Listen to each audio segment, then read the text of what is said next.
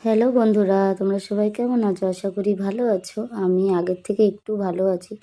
প্রায় ১০-১৫ দিনের উপরে হয়ে গেল ঠিকঠাকভাবে টাইমে ভিডিও দিতে পারছি না, বা বলতে পারো শরীরটা ভালো না, ইচ্ছাও হচ্ছে না।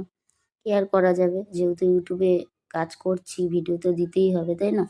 তাও আজকে আলু কাবলি মাখা করছিলাম, ভাবলাম তোমাদের সঙ্গে শেয়ার করি। দেখো, এই বাটিটার মধ্যে সিদ্ধ করা আলু কুচি কুচি করে কেটে নিয়েছি, আর একটা গোটা সিদ্ধ কাঁচা লঙ্কা সেটাকেও ডলে নিয়েছি।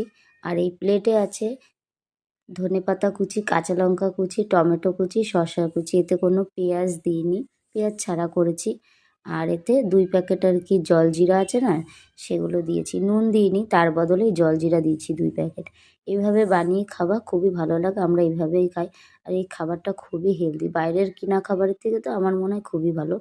আর এতে কোনো গুঁড়ো ভাজা মশলা ইউজ করিনি, বা টক জল, লেবু কিছু ইউজ করিনি। সাদামাটা সিম্পলভাবে বানিয়েছি। কে কে ভালোবাসো আলু কাবলি খেতে কমেন্টে জানিও। আর আমাকে যারা ভালোবাসো প্লিজ একটু সাপোর্ট করে দিও।